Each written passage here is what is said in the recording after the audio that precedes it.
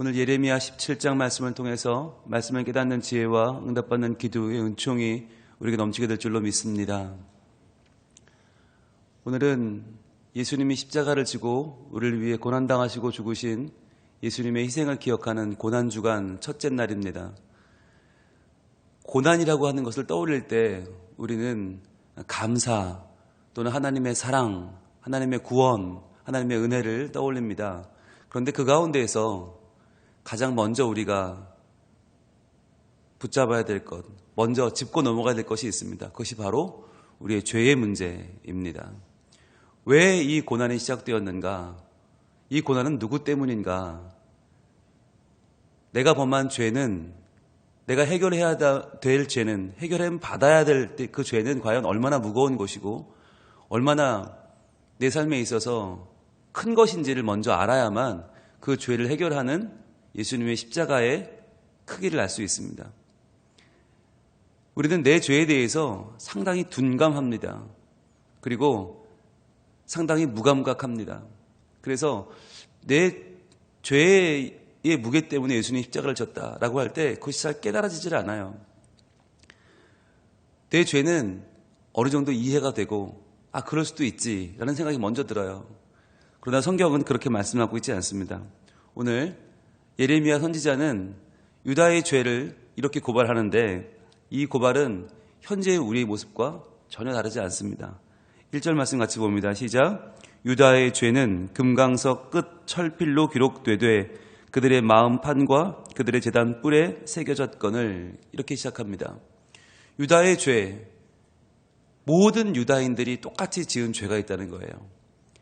어느 한 부류만, 어느 한 사람만이 아니라, 어느 한 집단만이 아니라 모두가 똑같이 지은 죄가 있는데 그 죄의 선명함이 얼마나 확실하냐면 금강석 끝, 금강석이 뭐예요? 다이아몬드 아닙니까?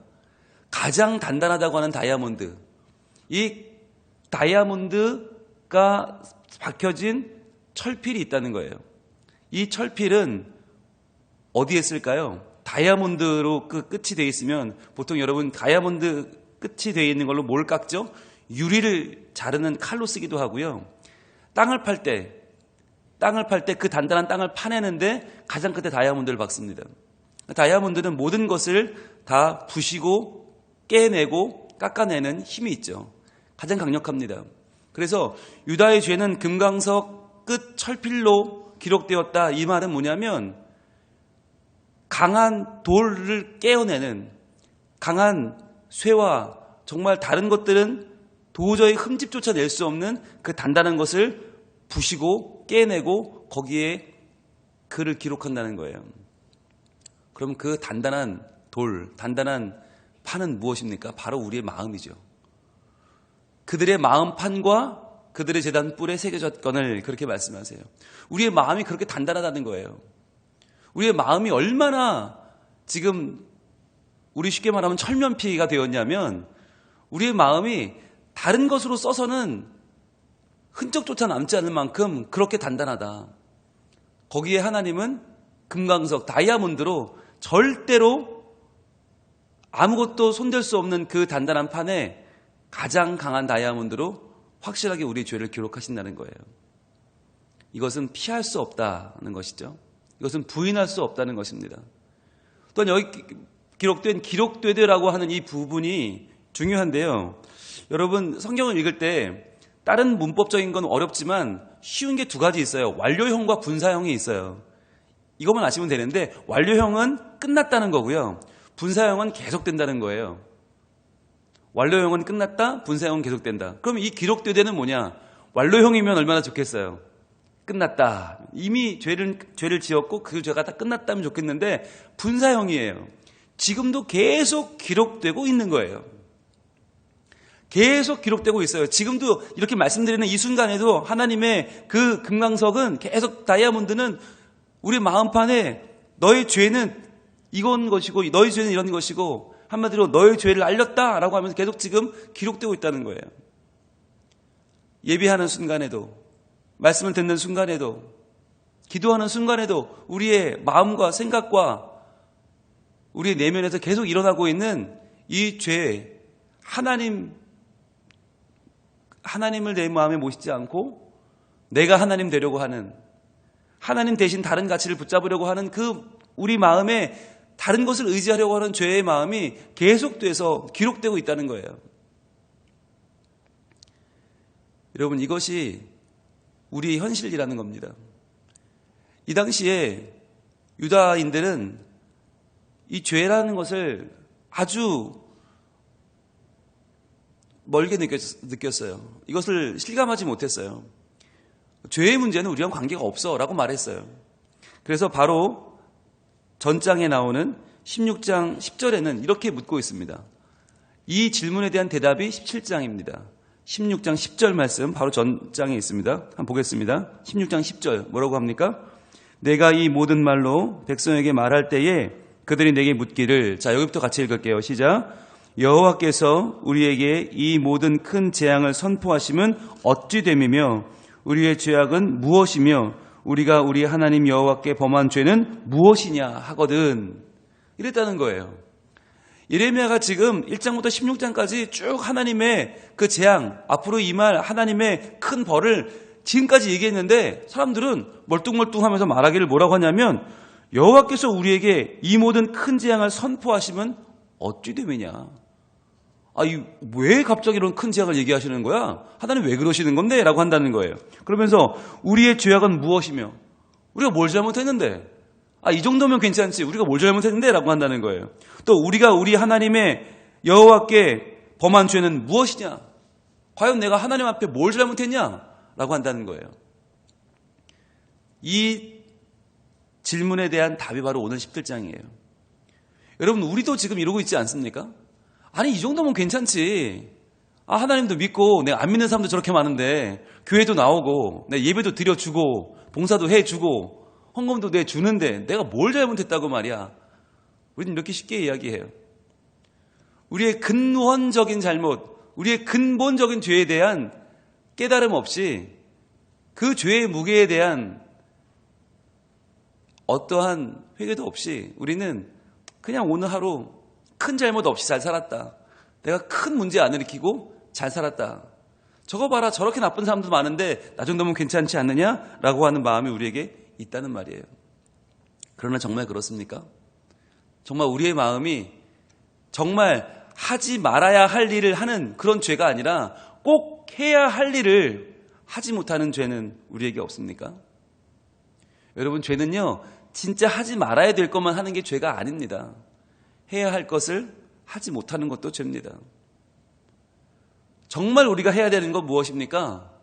여러분, 나에게 주신 이 생명이 하나님의 것임을 기억하고 내가 하나님에게 붙잡힌 바 된 사람으로 오늘 하루 더 하나님을 기쁘시게 하고 오늘 내가 하나님이 주신 내 생명의 가치대로 살아가는 것이에요. 그냥 눈 떴으니까 하루를 살고 먹고 사느라 하루를 사느라 지나가 버리는 생이 아니라 정말 하나님이 이 수많은 인생 가운데 나를 허락하신 이유는 무엇일까? 또 나에게 오늘 하루를 주신 이유는 무엇일까? 이 하루의 가치를 온전히 알고 살아가는 것, 그것이 오늘 하나님이 우리에게 원하시는 게 아니겠어요? 여러분, 우리는요 우리의 죄가 그냥 물처럼 흘러가는 줄 알아요. 그냥 바닷가의 모래밭처럼 그냥 물이 한번 슥 지나가면 다 사라지는 줄 알아요. 내가 잊어버리면 하나님도 잊어버렸을 거라고 생각해요. 그래서 우리는 수많은 죄를 범하면서 수많은 상처를 주면서도 수많은 욕심과 수많은 미움을 가지고 살아가면서도 이것이 그냥 지나가면 별것 아니겠거니라고 살아요. 그런데요, 하나님 말씀하시죠? 그것이 오늘 그들의 마음판에 새겨진다는 거예요. 마음판에 새겨진다. 죄는요 절대로 사라지지 않고요 우리 마음판에 새겨져요.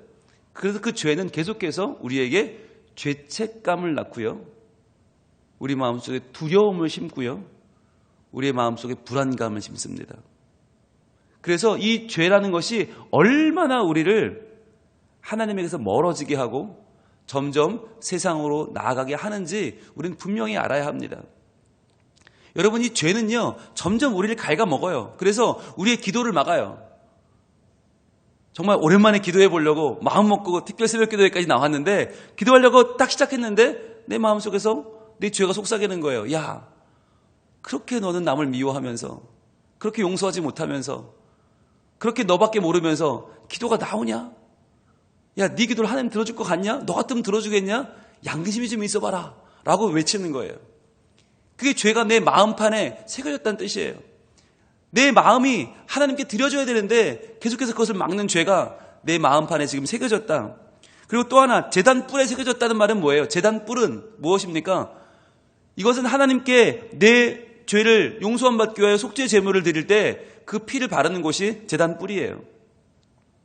그래서 이 제단 뿔은요, 누구든지 어떠한 죄를 지었든지 이 제단 뿔을 잡으면 그를 죽일 수 없어요. 하나님이 용서하실 때까지 그를 죽일 수 없어요. 그래서 열왕기상 2장에 보면 다윗이 죽고 솔로몬이 왕이 됐을 때 아도니아가 반란을 일으켰다가 죽죠. 그 아도니아가 도망쳐 잡은 것이 바로 제단 뿔이었어요. 그리고 이 아도니아 편에 섰다가 죽임당하게 된 요압 장군이 달려가서 잡은 것도 이 제단 뿔이었어요.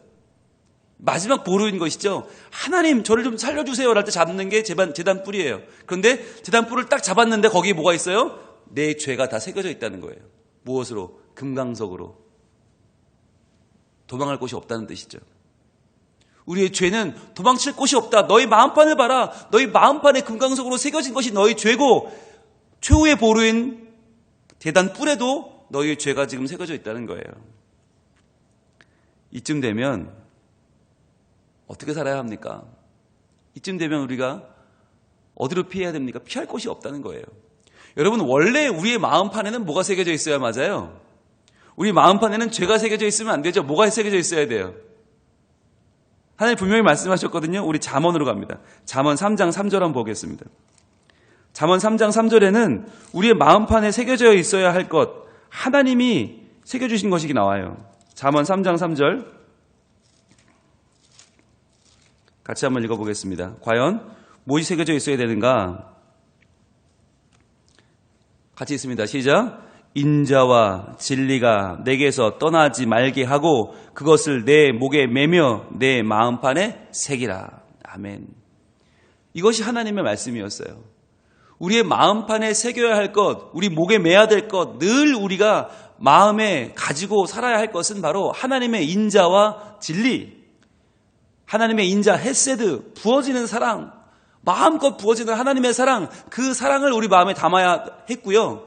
하나님의 진리, 에메트, 이 에메트가 아멘에서 나온 말이에요. 아멘. 그렇습니다, 하나님. 맞습니다. 아멘.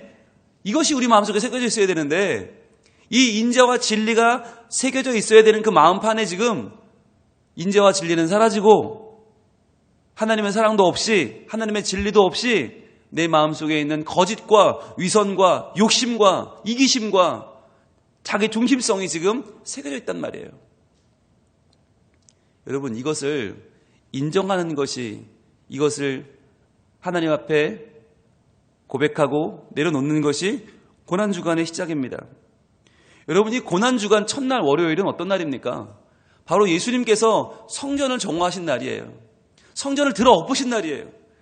그 당시 사람들이 너무너무 거룩하게 여기던 성전이라는 이유로, 하나님의 전이란 이유로 무조건 거기는 깨끗할 것이다. 무조건 저기는 성결할 것이다. 거룩할 것이다. 그런데 그 내면은 온통 죄악이 가득했어요. 돈을 벌기 위해서 사람들이 가지고 온 그 정성 어린 예물을 내쳐버리고 값비싼 예물로 대체하는, 사람들이 가지고 온 그 돈을 다 성전의 돈이라는 이름으로 헐값에 바꿔주면서 자기의 배를 채우던 종교 지도자들이 가득 찬 곳이 성전이었어요. 사람들은 거룩하다고 말하는 그 거룩하다 성전이 내면을 온통 다 부패하고 온통 썩었단 말이에요. 예수님은 그것을 다 물리치면서 내 아버지의 집은 만민이 기도하는 집인데 어떻게 강도의 소굴을 만들 수 있느냐 하셨단 말이에요. 여러분, 이것이 지금 어디서 재현되어야 되는가? 바로 우리의 마음에서 재현되어야 하는 것입니다. 우리의 마음, 사람들은 말하죠. 저 사람 교회 다니는데 그래도 저 사람 우리보다 나을 거야. 그래, 낫겠지. 나야 해. 근데 정말 낫느냐는 거예요. 우리의 마음속은 정말 하나님을 향한 거룩한 마음, 신실한 마음, 순수한 마음으로 가득 차 있는가? 그렇지 않다는 거죠.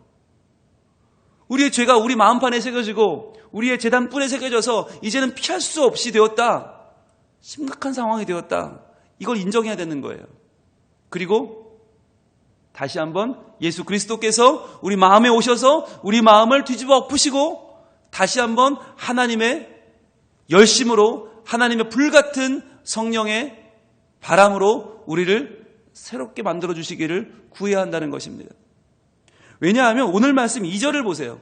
이 죄가 얼마나 만연했는지, 이 죄가 얼마나 깊어졌는지 오늘 말씀 2절 같이 읽어봅니다. 시작. 그들의 자녀가 높은 언덕 위 푸른 나무 곁에 있는 그 제단들과 아세라들을 생각하도다.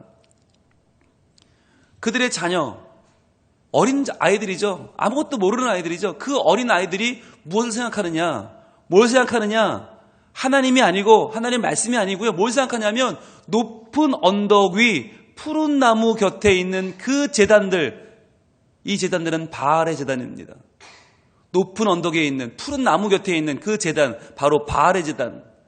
높을수록 뭔가 신적인 권위가 있는 것 같고 푸를수록 뭔가 번창하게 보이는 그 제단은 바로 바알의 제단입니다. 그 제단들과 아세라들을, 바알의 아내라고 하는 서로 합해서 풍요를 이룬다고 하는 바알과 아세라들을 생각한다는 거예요. 누가? 그들의 자녀가. 아무것도 모르는 그 어린아이들이 바알을 노래하고 놀고 아세라를 노래하고 논다는 거예요. 바알이 우리를 풍성하게 해줄 것이다. 아세라가 우리에게 비를 내려줄 것이다. 바알과 아세라를 믿으면 우리 모두는 산다. 이러한 사고방식을 누가 가졌다고요? 자녀들이요. 왜? 부모가 그렇게 심어준 것이에요. 물론 말은 그렇게 안 하죠. 물론 하나님이 우리 하나님이라고 말하고 우린 하나님 백성이라고 말하죠. 그러나 자녀들은 그 말을 듣는 게 아니라 행실을 보는 거예요. 과연 우리 부모는 무엇을 의지하고 사는가? 하나님인가? 바알인가? 믿음인가? 돈인가? 오직 돈과 성공과 건강만을 좇는 부모들을 바라보며 자녀들은 생각하는 거예요. 아, 돈이 하나님보다 높구나. 건강이 믿음보다 중요하구나. 명예가 신앙보다 세구나 라는 생각을 자녀들이 하게 된다는 거예요. 여러분, 이러한 상황 속에서 우리가 어떻게 이 고난주간을 보내야 할까요? 바로 한 가지 방법밖에 없습니다. 오늘 말씀 14절, 예레미야 17장 14절 말씀 노란색을 드시고 표시하며 함께 읽도록 하겠습니다. 예레미야 17장 14절 말씀 같이 읽습니다. 시작. 여호와여, 주는 나의 찬송이시오니 나를 고치소서. 그리하시면 내가 낫겠나이다. 나를 구원하소서. 그리하시면 내가 구원을 얻으리이다. 아멘. 여러분, 이 말씀 가운데 보세요. 우리는 철저히 수동형이고요, 하나님이 능동형이십니다. 이루시는 분은 하나님이십니다. 나는 그 대상입니다. 여러분, 우리는 착각하는 것이 고난주간이 되면, 특별새벽 기도회가 되면 내가 뭔가를 열심히 해서 고쳐질 줄 알아요. 내가 뭔가 열심히 해서 구원을 받는 줄로 알아요. 아니요, 그렇지 않아요. 오늘 분명히 예레미야는 고백합니다. 여호와여, 주는 나의 찬송이십니다. 내가 찬송할 유일한 분은 하나님이십니다. 나를 새롭게 하실 분, 나를 건지실 분 유일한 하나님이십니다. 왜요? 나를 고치소서. 하나님, 나는 나를 고칠 수 없습니다. 나의 죄 가운데, 허물 가운데 나는 아무것도 할 수 없는데 주여 나를 고치소서. 그리하시면 내가 낫겠나이다. 여러분, 고치소서라고 하는 이 말은 라파, 우리가 그렇게 좋아하는 고친다, 치유한다는 뜻이에요. 그런데 이 라파의 원래의 뜻은 치료하다가 아니에요. 온전케 하다입니다. 하나님, 죄 가운데 있는 나를 온전케 하소서. 라파, 여호와 라파, 나를 치료하시고 나를 온전케 하소서. 그러면 내가 낫겠습니다. 내 죄에 물들어 있는 이 병든 내가 고침을 얻겠습니다. 또한 나를 구원하소서. 나는 구원은 시킬 수 없는 나를, 하나님 나를 구원하소서. 야사으, 여기서 예수란 말이 나왔어요. 야사으, 그리하시면 내가 구원을 얻으리이다. 이 야사으, 구원하소서, 구원하다라는 말의 더 깊은 의미는 자유롭게 하다, 승리를 안겨주다입니다. 하나님 나를 구원하소서, 나를 자유롭게 하소서, 나에게 승리를 주소서. 그리하면 내가 구원을 얻으리이다. 내가 자유롭게 될 것입니다. 내가 승리를 얻게 될 것입니다. 하나님, 내 손을 들어 주를 바라보며 구하오니 나를 고치시고 나를 구원하소서. 여러분, 이 바람이 우리가 오늘 드릴 기도입니다. 하나님, 우리는 당장 예수님 보시면 엎어버릴 만한 그렇게 더러워진 성전입니다.